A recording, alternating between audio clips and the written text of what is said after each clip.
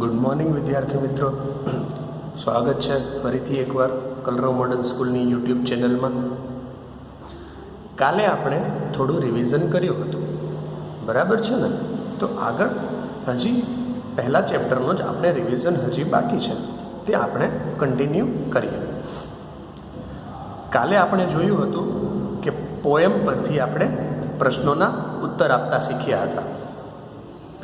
તો આજે હવે આપણે જે આપણો પાઠ હતો ટેસ્ટ ઓફ ઇન્ડિયા, બરાબર છે ને, જે મેં તમને સમજાવ્યો હતો કે કેવી રીતે પાંડવના એક ભીમ નામના યુવકે, બરાબર છે ને, બધાએ મહાભારત જોઈ છે.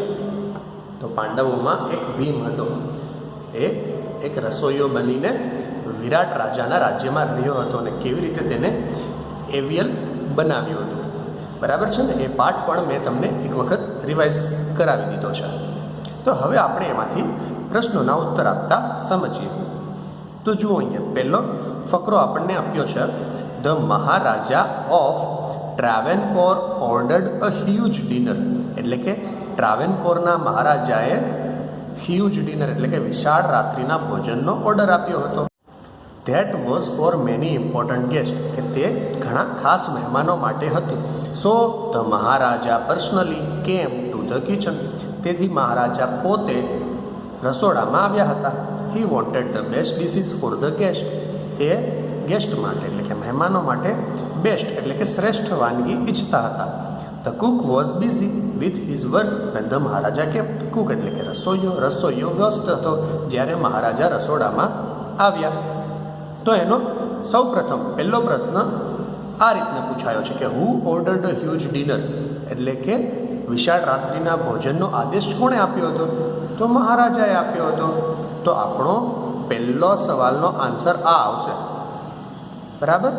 આખો the Maharaja of Travancore ordered a huge dinner, બરાબર. જુઓ આન્સરમાં છે the Maharaja of Travancore ordered a huge dinner, બરાબર છે. સમજાઈ ગયું? આખો બેઠો આપણે આન્સર લખી નાખવાનો છે. હવે જરૂરી નથી કે દર વખતે આપણને બેઠો આન્સર જ આપવાનો હોય, એટલે આપણે તે આન્સર બનાવતા પણ શીખીશું. નેક્સ્ટ ક્વેશ્ચન જોઈએ આપણે શું છે. તો જુઓ વિદ્યાર્થી મિત્રો, નેક્સ્ટ ક્વેશ્ચન શું છે? Why did the Maharaja go to the kitchen. એટલે કે મહારાજા કિચનમાં શા માટે ગયા હતા? તો ખબર છે તમને શા માટે ગયા હતા? તો જુઓ, હવે ડીડ એટલે ભૂતકાળનું વાક્ય છે, એટલે જ્યારે પણ આપણે પ્રશ્નાર્થનું જવાબમાં રૂપાંતર કરીશું ત્યારે ગોનું થઈ જશે વેન્ટ, બરાબર, અને ડીડ નીકળી જશે. એનો મતલબ એમ કે આ ક્વેશ્ચનનો અર્થ શું છે કે શા માટે ગયા હતા. શા માટે એટલે કે એનું કારણ આપવાનું છે, બરાબર, અને કારણ આપવાનું હોય એટલે જવાબમાં બીકોઝ આવે. ધ મહારાજા વેન્ટ, ગોનું થઈ ગયું went. The Maharaja went to the kitchen because, કારણ કે the dinner was for important guest and he wanted the best dishes for them. કે ડિનર ઇમ્પોર્ટન્ટ ગેસ્ટ માટે હતું, એટલે કે ખાસ મહેમાનો માટે હતું અને તેમની માટે તે શ્રેષ્ઠ વાનગીઓ બનાવવા માંગતો હતો. એટલે આ પ્રકારનો આન્સર આવે. The Maharaja went to the kitchen because the dinner was for important guest and he wanted the best dishes for them. ત્યારબાદ આપણે જોઈએ કે કેટલાક એમસીક્યુ આપ્યા છે. તો એમસીક્યુમાં જોઈએ, ધ મહારાજા ઓફ ખાલી જગ્યા, ક્યાંના મહારાજા હતા? ટ્રાવેનકોરના, બરાબર. The Maharaja of Travancore ordered a huge dinner. There were many ખાલી જગ્યા ગેસ્ટ ફોર ડિનર. કેવા ગેસ્ટ હતા? ખાસ. કેવા મહેમાન હતા? ખાસ મહેમાન હતા. ખાસ મહેમાન એટલે ઇમ્પોર્ટન્ટ ગેસ્ટ, બરાબર છે. ધ મહારાજા વોન્ટેડ ધ ખાલી જગ્યા ફોર ધ ગેસ્ટ. કેવી ડીશ ચાહતા હતા? શ્રેષ્ઠ એટલે બેસ્ટ ડિશિસ, બરાબર છે ને. પછી આગળ જોઈએ, વેન ધ મહારાજા કેમ the cook was busy with his work.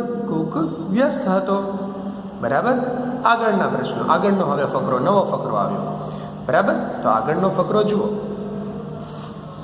Welcome my lord, I am happy to C you hear. કે હું તમને જોઈને ખુશ થયો છું. Your dishes smells really good. તમારી ડિશિસ સારી એવી સ્મેલ કરે છે એવું કિંગે કહ્યું, એટલે કે તમારી વાનગીમાંથી સારી સુગંધ આવે છે. Thank you your majesty king pointing to the scrap in the basket. એટલે બાસ્કેટમાં જે સ્ક્રેપ પડ્યો હતો, જે કચરો પડ્યો હતો શાકભાજીનો, એને આંગળી ચિંતા બતાવ્યું કે what is there in the basket, પેલી ટોપલીમાં શું છે. તો કુકે જવાબ આપ્યો ધેટ ઇઝ વેજીટેબલ વેસ્ટ, કે શાકભાજીનો વધ્યો ઘટ્યો કચરો છે. આઈ વિલ થ્રો ઇટ અવે, કે હું તેને ફેંકી દઈશ. તો કિંગને ફેંકી દેવાનું ગમે નહીં, કોઈને પણ કોઈ વસ્તુનો બગાડ થાય તો ગમે, એટલે રાજાને ન ગમ્યું. No you can not waste all the vegetables, find a way to use them, કે તમે તેનો બગાડ કરી શકો નહીં, તેનો ઉપયોગ કરવાનો રસ્તો શોધો. ક્યુક કહે શ્યોર નહીં, આઈ વિલ, કે હું રસ્તો શોધી લઈશ. બરાબર. એટલે જુઓ એની પછી શું પ્રશ્ન પૂછ્યો છે, what was there in the basket. બાસ્કેટમાં શું હતું? તો જુઓ અહીંયા શું હતું બાસ્કેટમાં? Vegetable waste. બરાબર. Pointing to the scrap in the basket છે. શું હતું? સ્ક્રેપ. શેનું સ્ક્રેપ હતું? વેજીટેબલનું. તો આન્સરમાં શું લખશું આપણે? તો કે ધેર વેર. હવે સ્ક્રેપ્સ એ બહુવચન છે, આ છે વોઝ, બરાબર, જે એક વચનમાં વપરાય છે, અને વેર વપરાય છે બહુવચનમાં, એટલે વોઝનું થઈ જશે વેર. એટલે there were vegetable scraps in the basket. બરાબર છે. ત્યારબાદ who was happy to see the king in the kitchen, કે કિચનમાં રાજાને જોઈને ખુશ કોણ થયું? તો કોણ હતું કિચનમાં? કુક હતો, એની સિવાય બીજું કોઈ હતું નહીં, તો એ જ ખુશ થવાનો છે, સ્વાભાવિક વાત છે. બરાબર. The cook was happy. સીધું હું કાઢીને ધ કુક લગાડી દીધું, બાકીનું બધું same to same. The cook was happy to see the king in the kitchen. બરાબર. The cook was happy to see the king in the kitchen. What will the cook do with the vegetable scrap? તો કે vegetable વેસ્ટથી કુકે શું કર્યું? તો cook will throw away the vegetable waste.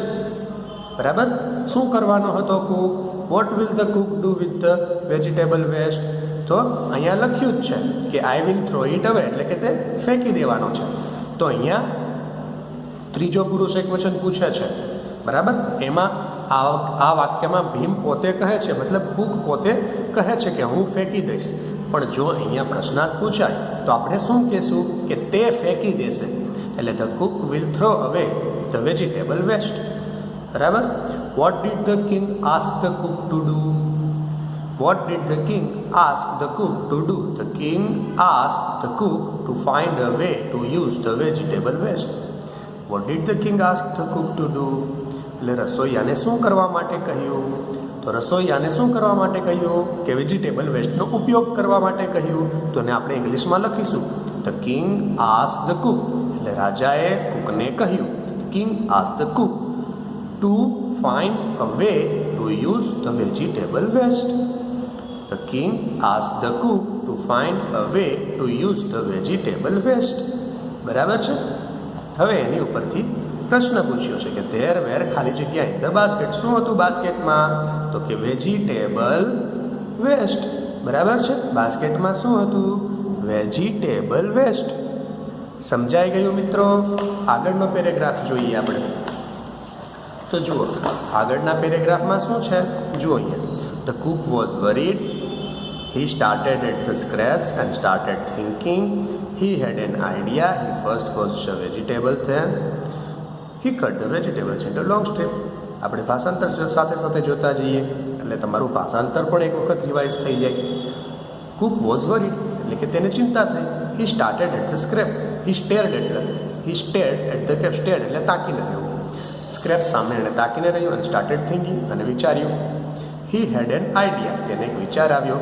He first wash the vegetables તેણે પહેલાં શાકભાજીને ધોયા.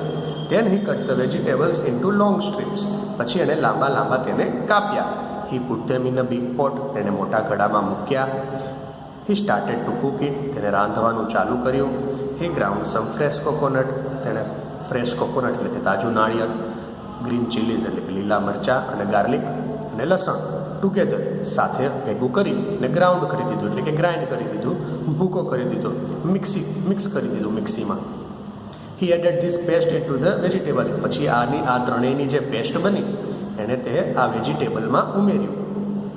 હી then added salt, he added some whipped curd to the curry. He also poured a few spoonfuls of coconut oil. He then decorated the dish with curry leaves. The new dish was ready. પછી તેણે whipped curd એટલે કે જામેલું દહીં કઢીમાં નાખ્યું, તેણે મીઠું નાખ્યું. He also poured a few spoonfuls of coconut oil એટલે કે નાળિયેરીનું તેલ નાખ્યું થોડીક ચમચી. He then decorated એટલે કે શણગારી ડીશને, વાનગીને શણગારી. કોનાથી શણગારી? કરી લીવ્સથી એટલે કે લીમડાના પાંદડાથી. મીઠો લીમડો આવે ને એને કરી લીવ્સ કહેવાય.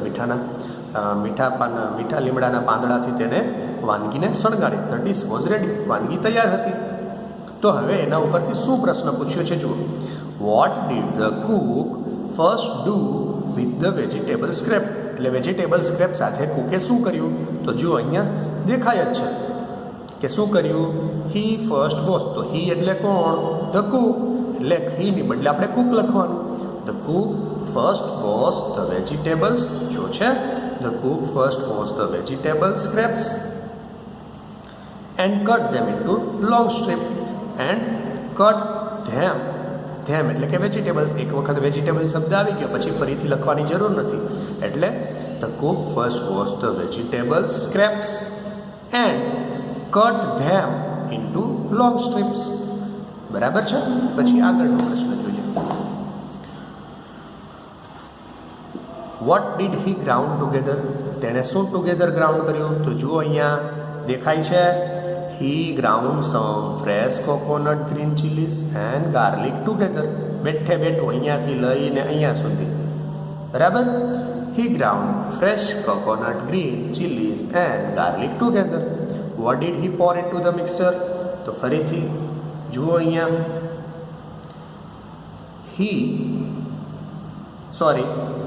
he also poured a few spoonfuls of coconut oil. છે પોર શબ્દ આવ્યો, બરાબર. એટલે જુઓ he poured a few spoonfuls of coconut oil into the mixture. What did he use to decorate the dish? તેને ડિશ ડેકોરેટ કરવા માટે શું કર્યું? તો કે he used curry leaves એટલે કે મીઠા લીમડાના પાંદડાનો ઉપયોગ કર્યો.